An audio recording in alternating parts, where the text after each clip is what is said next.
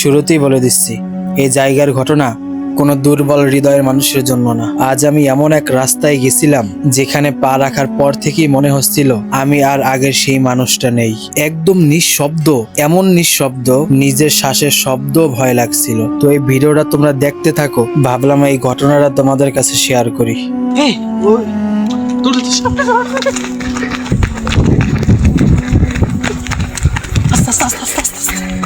এই জায়গা দিয়ে যখন আমি যাইতে পারছি, মানে এই পাশে তো সবগুলি একদম এই আশেপাশে যা আছে সব জঙ্গল, ঠিক আছে?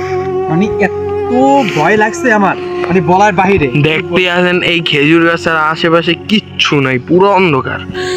মনে হয় আধা ঘন্টা দৌড়াইলেও কোনো বাড়িতে উঠতে পারব না। তারপরে এই যে সম্পূর্ণ রাস্তাটা মানে একটা গাড়ি উপায় দেখেন, গাছটা দেখেন কেমন। একটা পরিমাণ গাড়ি পাই না এই রোডে। মানে এই রোডটা যে পরিমাণ লাগতেছে আশেপাশে। আসলে এখান দিয়ে হয়েছিল কি, একটা গাড়ির জন্য আমরা অনেক অপেক্ষা করছিলাম, দেখি কোনো গাড়ি পাই কিনা। ওই জায়গায় থাকার কোনো অবস্থা ছিল না। সম্পূর্ণ শরীর কেমন জানি শিউরে ওঠে, শরীর ঝিমঝিম দিয়ে ওঠে। হঠাৎ মনে হলো আমার পিছে জানি কেউ দাঁড়িয়ে আছে। ধীরে ধীরে ঘুরলাম, কিন্তু কেউ না। তবুও কেন জানি মনে হচ্ছিল কেউ আমার খুব কাছে এসে ফিসফিস করে বলল, ফিরে যা, এখান দিয়ে ফিরে যা। শরীরের লোম দাঁড়িয়ে গেছিল, পা নড়ছিল না। মেইন ঘটনা হয়েছে, আমি আসছিলাম একদম সন্ধ্যাবেলা আসছিলাম খারাপ বাসায়। আসছিলাম, কালকে ঈদ গেছে, কালকে তো কোনো জায়গায় নামি নাই। আর আজকে হইছে নামি। ওইটা কি ভাই? এটা কি চৌকের মতো দেখলাম? ওই যে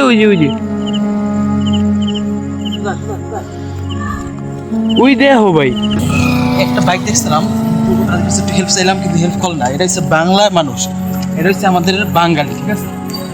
তো আমরা আস্তে আস্তে সামনের দিকে আগাই। আর আমার অবস্থা তোমাদের কাছে কি বলবো, আমার পিছে যে আমার ছোট ভাই আছে, ঠিক আছে? ওই তো কোনো মতে এই ক্যামেরাটা ধরে আসছে, খেলোয়াড়তে তোমরা ধরে রাখছে। ওর যে কি অবস্থা হইতেছে তা ভাষা প্রকাশ করার মতো না। তো আজকে এই জায়গায় শেষ করতেছে। আর আমাদের জন্য দরকার আমরা সামনের দিকে আস্তে আস্তে আগাই, দেখি সামনের অবস্থা কি, আমরা যাইতে পারি কিনা। So tata.